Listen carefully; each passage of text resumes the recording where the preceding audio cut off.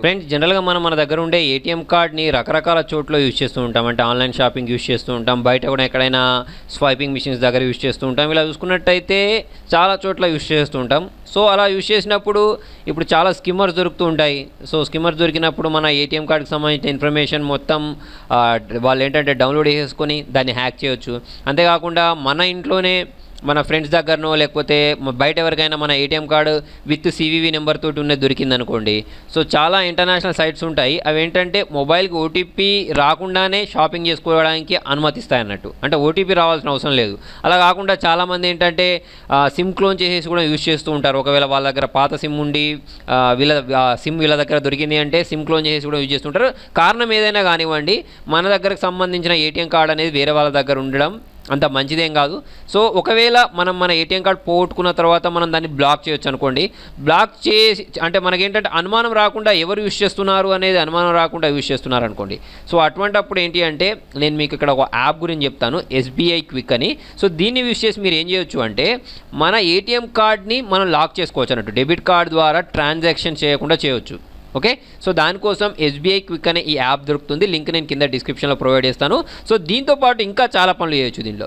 For example ఇక్కడ account services అని ఉందా, దీనిలోకి వెళ్ళిన తర్వాత ఇక్కడ ఫస్ట్ మీకు రిజిస్ట్రేషన్ అని ఉంటుంది. దీనిలోకి వెళ్ళేసి మీ ఇక్కడ మెసేజ్ అని చూసారా, దీన్ని ట్యాప్ చేసి మీకు సంబంధించిన అకౌంట్ నెంబర్ ఇచ్చేసి కంటిన్యూ బటన్ ప్రెస్ చేసేయండి. ప్రెస్ చేసుకున్న తర్వాత ఏమవుద్ది అంటే ఇక్కడ మళ్ళీ మీకు బ్యాలెన్స్ ఎంక్వైరీ అని ఉంటుంది.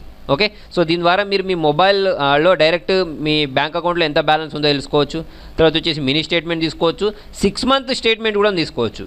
ఓకే, సో ఇది ఒక మంచి ఆప్షన్ అని చెప్పేసుకోవచ్చు. కాకపోతే మనకు కావాల్సింది ఇది కాదు. మనకు కావాల్సింది ఏంటి అంటే ఏటీఎం కమ్ డెబిట్ కార్డ్ అని చూసారా, దీనిలోకి వెళ్ళండి. ఒకవేళ మీరు మీ ఏటీఎం కార్డ్ పోగొట్టుకున్నారనుకోండి, పోగొట్టుకున్న తర్వాత ఇక్కడ ఏటీఎం కార్డ్ బ్లాక్ చేసేసుకోవచ్చు అనుకోండి. ఇక్కడ ఏటీఎం బ్లాక్ ఇచ్చేసి లాస్ట్ 4 డిజిట్స్ ఏదైతే ఉంటాయో ఏటీఎం కార్డుకి సంబంధించి అది ఇచ్చేసి ఇక్కడ ప్రొసీజర్ ఫాలో అయిపోతే మీ ఏటీఎం కార్డ్ అనేది బ్లాక్ అవుద్ది.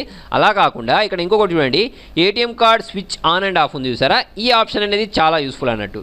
ఓకే, సో దీనిలో మీరు ఏం చేయాల్సి ఉంటుందంటే లాస్ట్ 4 డిజిట్స్ ఉంటాయి సరే మీ ఏటీఎం కార్డులో. సో దాన్ని అది ఇక్కడ ఎంటర్ చేయండి. ఎంటర్ చేసుకున్న తర్వాత ఇక్కడ ఛానల్స్ ఉన్నాయి చూడండి.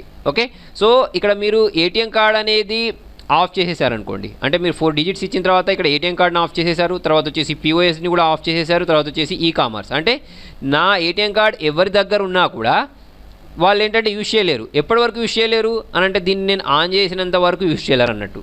ఓకే, అంటే ఇప్పుడు మీరు ఎక్కడికైనా ఏటీఎం సెంటర్లోకి వెళ్ళేసి డ్రా చేయాలనుకోండి మనీ, అటువంటిప్పుడు మీరు మళ్ళీ ఈ యాప్ను ఓపెన్ చేసి ఏటీఎం ఆన్ చేసుకుంటేనే మీ ఏటీఎం కార్డ్ అనేది పనిచేస్తున్నట్టు, లేకపోతే పనిచేయదు.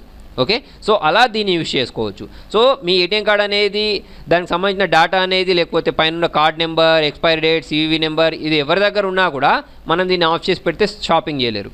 ఓకే, సో ఇలా మనం మన ఏటీఎం కార్డ్ని లాక్ చేసుకోవచ్చు. అది చూడండి, మళ్ళీ ఇంటర్నేషనల్ ప్లస్ డొమెస్టిక్ రెండింటికి మీరు లాక్ చేసుకోవచ్చు. అలా కాకుండా ఓన్లీ మీరు అంటే డొమెస్టిక్ అవసరం లేదు, ఇంటర్నేషనల్ యూజెస్ కావద్దు అంటే మనం ఇక్కడ ఆఫ్ చేసి పెట్టేయచ్చు. మళ్ళీ మీకు ఆన్ కావాలన్నప్పుడల్లా మీరు ఏంటంటే దీన్ని ఆన్ చేయాలి. ఓకే, సో ఇది ఆన్ చేయాలి.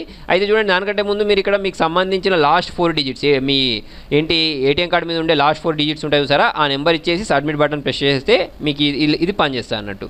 ఓకే, సో మరి రోజు ఇటువంటి